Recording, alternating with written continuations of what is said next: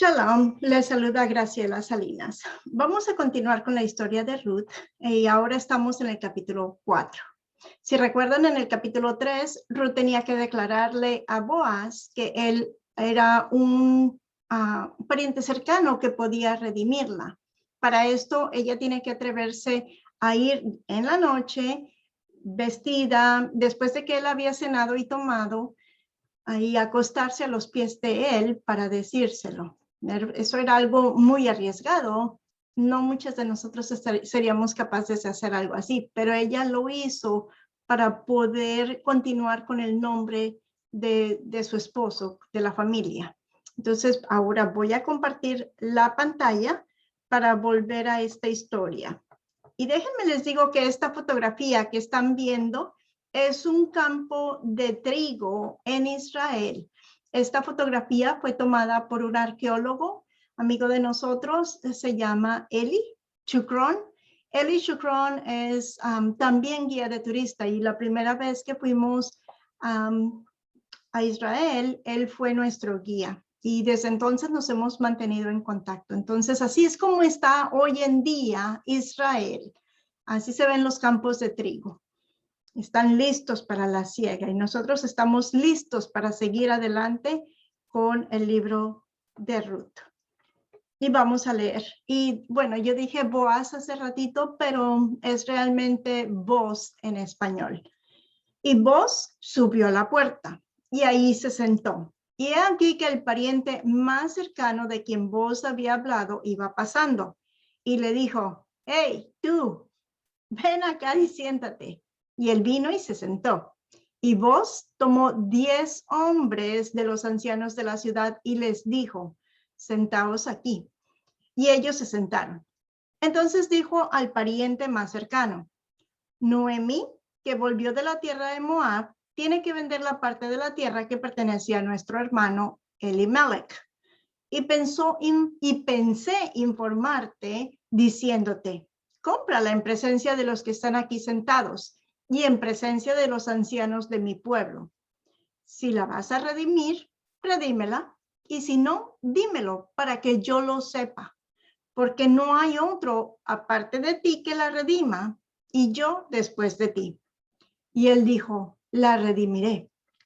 Entonces Boz dijo, el día que compres el campo de manos de Noemí, debes adquirir también a Ruth, la moabita viuda del difunto, a fin de conservar el nombre del difunto en su heredad.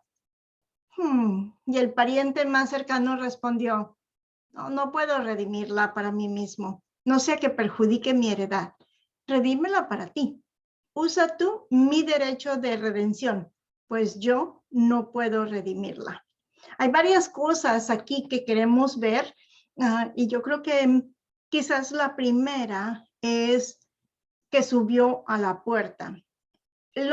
La puerta a la que se está refiriendo aquí es la entrada, es el portón, más bien dicho, que daba a la ciudad. Ahí a las afueras de la ciudad, ahí a la entrada de la ciudad, era donde se hacían la mayoría de los pactos, donde se reunían los ancianos, como vemos aquí, y la gente que era respetada del pueblo. Ahí se hacían transacciones comerciales, se hacían pactos, tenía que haber testigos, pero lo que se dijera ahí, lo que se hiciera ahí, era como un documento legal, porque había testigos. Y eso es importante. Después vemos que va pasando el pariente este. ¿Ustedes creen que es casualidad? Yo pienso que Dios ya tenía todo arreglado. Sabía cuándo iba a estar Noemí con Boaz y entonces cuándo iba a ir Boaz a la puerta, al gate, a la entrada, para que pudiera hacer este pacto. La otra cosa interesante es, ¿se fijan que no menciona el nombre del pariente? Si es un pariente más cercano, pues estoy segura que él conocía, que Boaz conocía el nombre. Pero no se menciona aquí e incluso le dice, hey, tú, y en la de inglés dice, y so and so, o en otras traducciones he visto que dice, y le dijo, tú, fulano, ven para acá, no se menciona el nombre. Yo pienso que si esta persona se hubiese podido dar cuenta de la oportunidad que perdió, no de redimir y casarse con una mujer bella y humilde y con tantas buenas características como como Ruth, pero de que la descendencia iba a llevar al Mesías. Pero bueno, esta persona obviamente no lo quiso hacer porque estaba pensando en sus propios intereses. Boaz, desde el principio, pensó en los intereses de Ruth. Desde un principio se mostró bueno.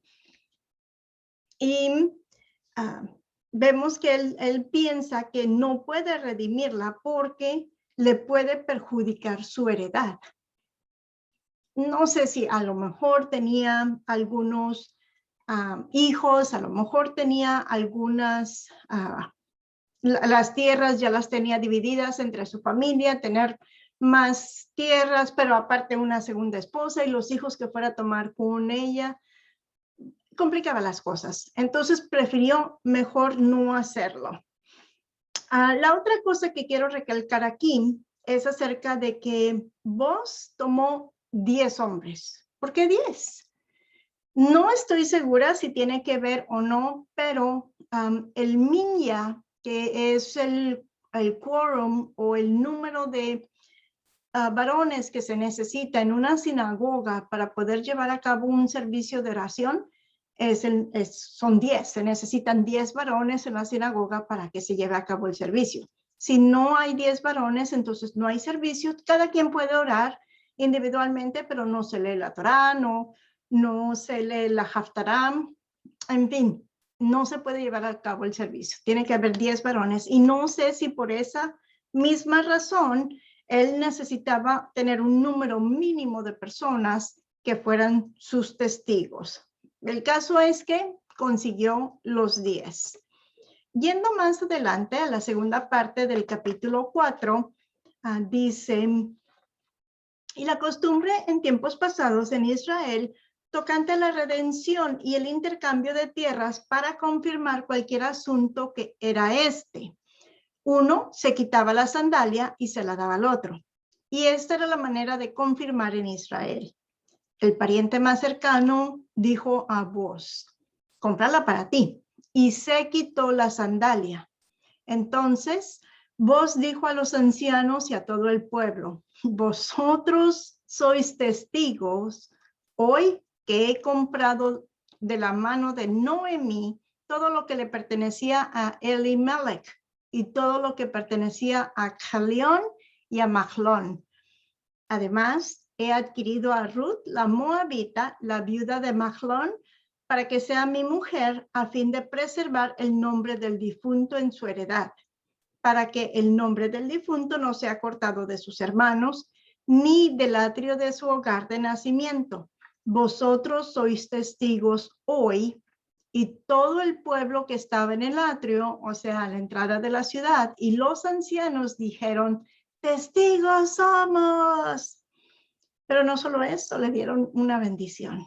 Haga el Señor a la mujer que entra en tu casa como Raquel y Lea, las cuales edificaron la casa de Israel, y que tú adquieras riquezas en Éfrata y seas célebre en Belén. Además, sea tu casa como la casa de Fares, el que Tamar dio a luz a Judá por medio de la descendencia que el Señor te dará de esta joven.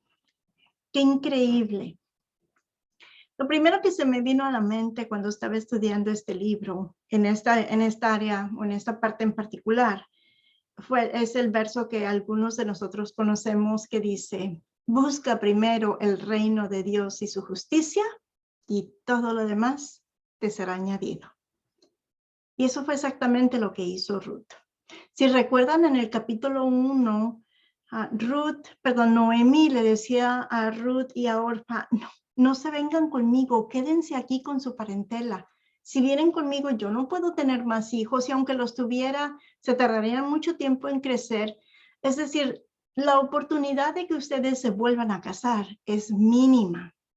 Quédense aquí mejor. Orfa, yo creo que pensó en que tenía razón, si se iba, la posibilidad de casarse iba a ser mínima. y decidió quedarse. Mas, sin embargo, Ruth se aferró al Dios de Israel, al pueblo de Israel, a Noemí, y no quiso separarse de ella.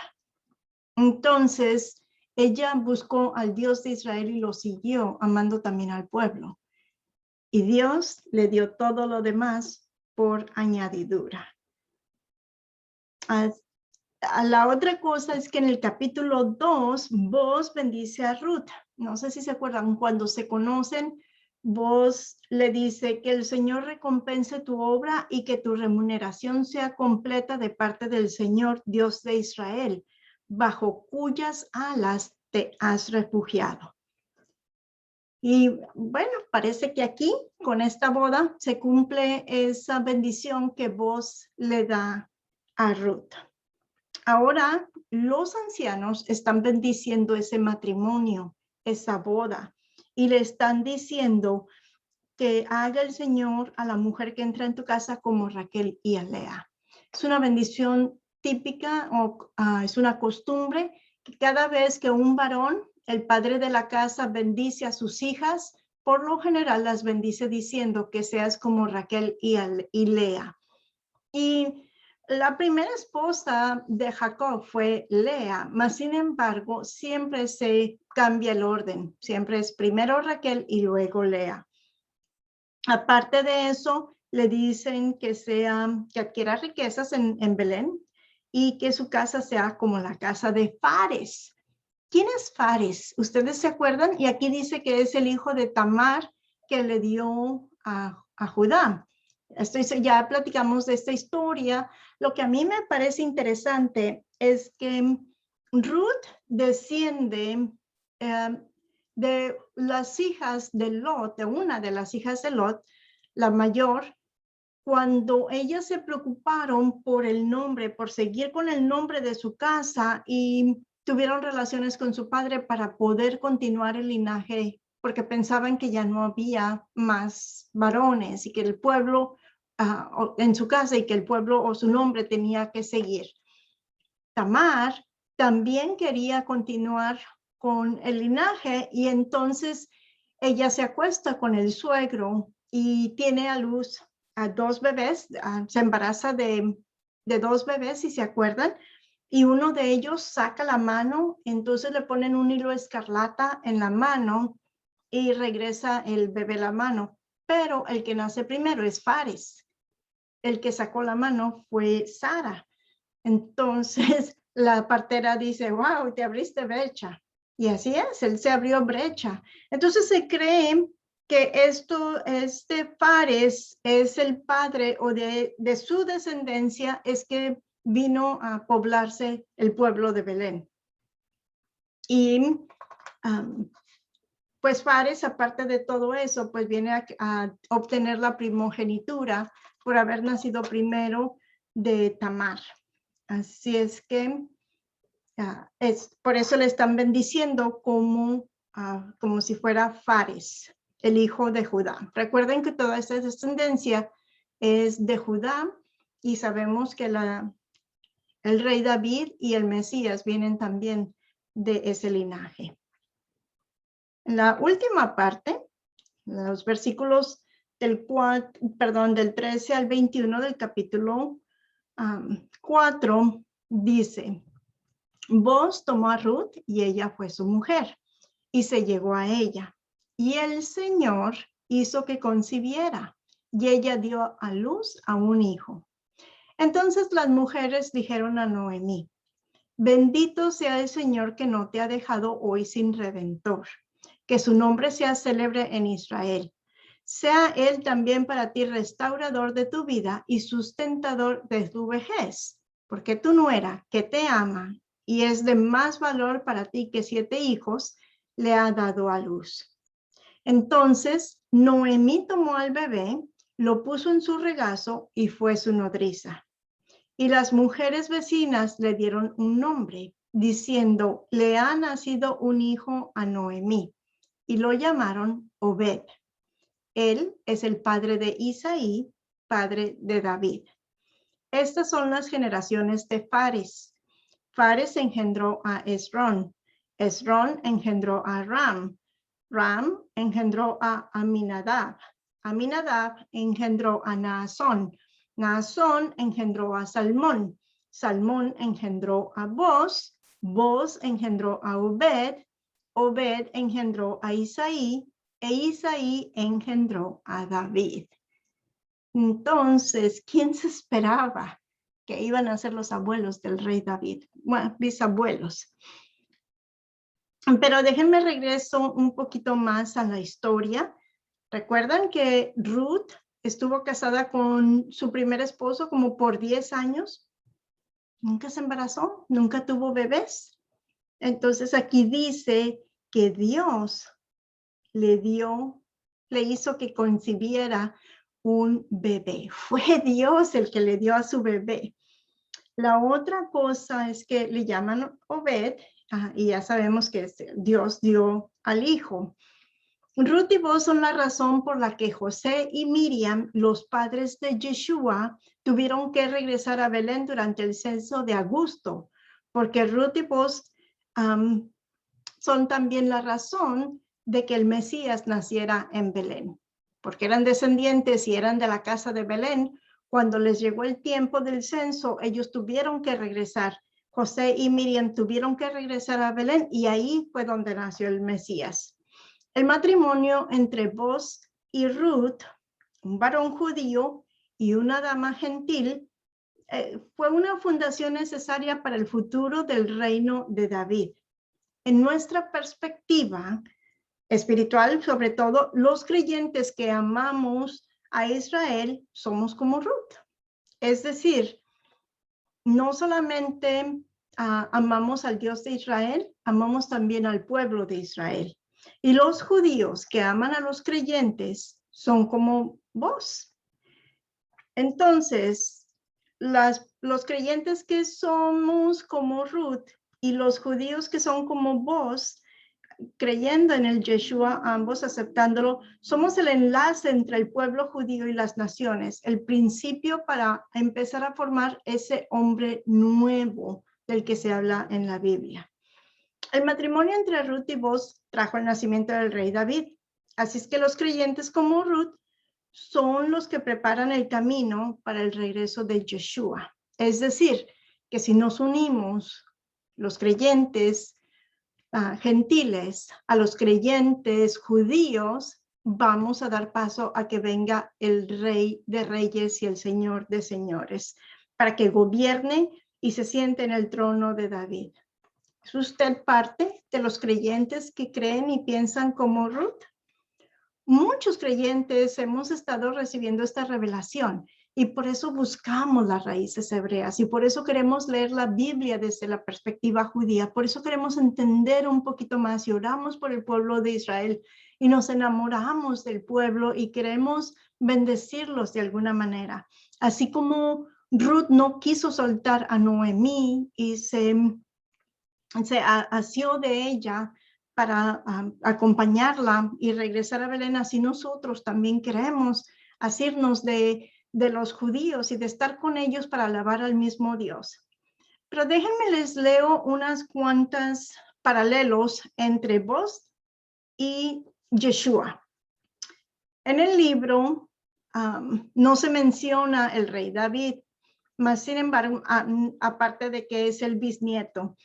Pero a través de todo el libro, Yeshua se puede ver en la vida de Boz como el Redentor.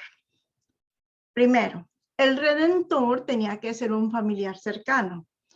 Yeshua vino a ser humano y a morar con nosotros, a pesar de tener su deidad, fue hombre y fue también Dios, y vino para poder ser nuestro Redentor y salvarnos. El Redentor tenía el deber de comprar a los miembros de la familia, sacarlos de la esclavitud. Asimismo, Yeshua nos redimió de la esclavitud del pecado y de la muerte. El Redentor tenía también la tarea de comprar la tierra que se había perdido. Cuando venga Yeshua, nos va a redimir la tierra que la perdimos a Satanás en el pecado original cuando se dio en el Edén. vamos a recuperar el dominio de la tierra.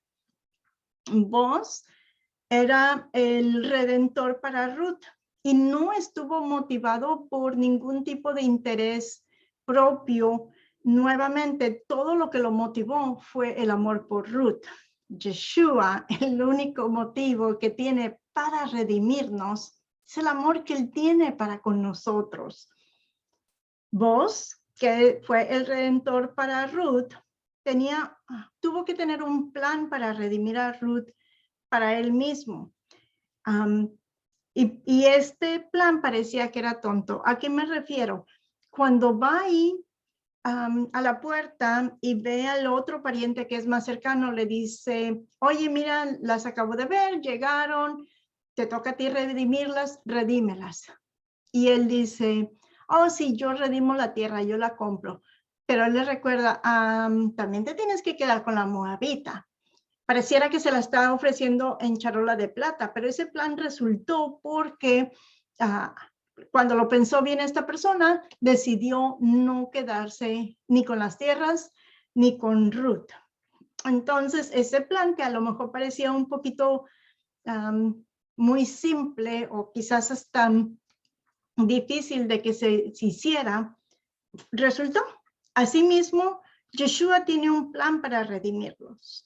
Y ese plan para algunas personas puede pensar que no es muy laborioso o es simple o no sé, o es difícil, pero ese plan va a funcionar y va a salvar al mundo al morir por ellos en aquella cruz. Ya lo hizo y su plan está trabajando y es glorioso.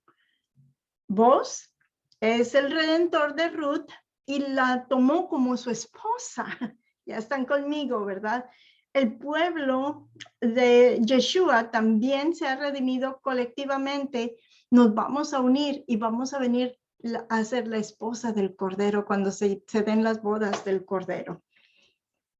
Y todo esto se regresa a la idea de que Yeshua es nuestro redentor. Por eso él se hizo hombre. Dios pudo haber mandado a un ángel para salvarnos, pero ese ángel no podía ser nuestro redentor. Yeshua en su gloria eterna, sin la humanidad y sin su naturaleza divina, vino para salvarnos. Más bien dicho, con su naturaleza, con la humanidad y su naturaleza divina, vino para salvarlo. Y así fue como él pudo ser nuestro redentor. Solamente Yeshua, el Dios eterno, puede añadir su humanidad a su divinidad para ser tanto el familiar más cercano y el redentor de la humanidad. Y solamente quiero dejarlos con Isaías, versículos del 4 al 8. No temas, pues no serás avergonzada, ni te sientas humillada, pues no serás agraviada, sino que te olvidarás de la vergüenza de tu juventud y del aprobio de tu viudez, no te acordarás más. Porque tu esposo es tu hacedor, el Señor de los ejércitos es su nombre, y tu Redentor es el Santo de Israel, que se llama Dios por toda la tierra. Porque como una mujer abandonada y afligida de espíritu, te ha llamado el Señor. Y como esposa de la juventud que es repudiada, dice tu Dios, por un breve momento te abandoné, pero con gran compasión te recogeré. En un acceso de ira escondí mi rostro de ti por un momento, pero con mi misericordia eterna tendré compasión de ti, dice el Señor, tu Redentor. Espero que hayan aprendido algo durante este estudio del libro de Ruth. La próxima vez que nos veamos vamos a estar estudiando las tradiciones y las costumbres para celebrar Shavuot. Si usted está listo, Shavuot, esta vez la vamos a celebrar del domingo al lunes en la noche. Entonces, la próxima vez lo que vamos a hacer es hablar de las costumbres, un poquito más acerca de la tradición de Shavuot, un poquito más de historia acerca de él, conectarlo con el libro de Ruth y para que usted se prepare para celebrarla a partir del domingo, al atardecer del domingo, y si es posible, pues toda la noche hasta el lunes. Okay.